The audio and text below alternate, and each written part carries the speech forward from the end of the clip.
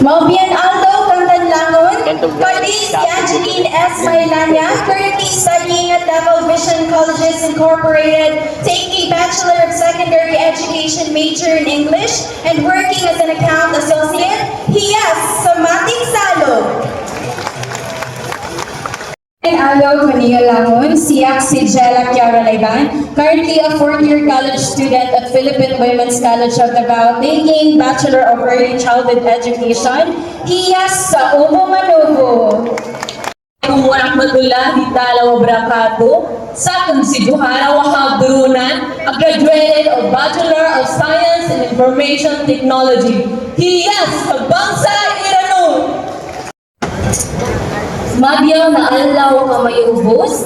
Ako kadi si Jubaili Magara, di Bachelor of Science in Tourism Management graduate. Hiyas sa Bangsa Kaga! Mabuhay ug Mariaw. Assalamualaikum warahmatullahi wabarakatuh. Saki si Siti Hasmi Pangato Sultan, a first-year student of Holy Cross of Davao College, taking Bachelor of Science in Tourism Management. Hiyas sa Bangsa Maguindanao. Assalamualaikum warahmatullahi ta'ala wabarakatuh.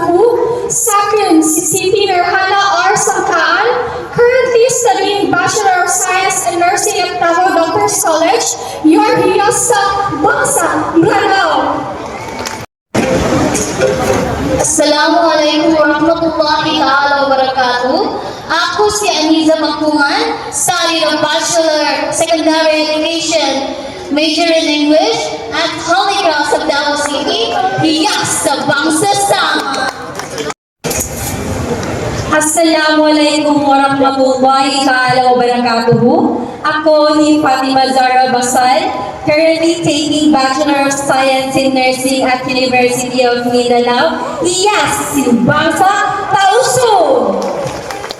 2025 candidates as they showcase the rich culture and heritage of their tribes during the much anticipated cultural presentation happening on August 9, 2025 at SMCT Davao Annex Event Center.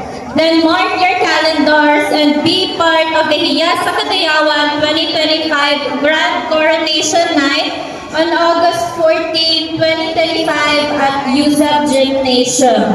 This is more than just a pageant. It is a celebration of beauty, identity, and tradition. So don't miss it, join us, and be part of the celebration. Daghang salamat.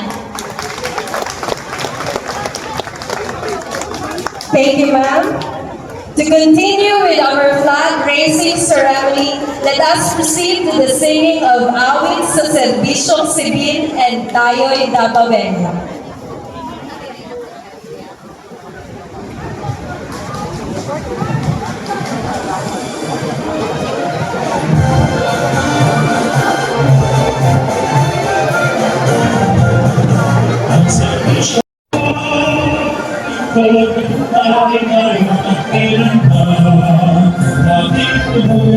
Bakit napapalo at sa kawali ay siyang nagtungan? Ang servisyo ay panghalin, ito ay ating nakilain. Ating tapat nila sa ating tuli, ang iwan na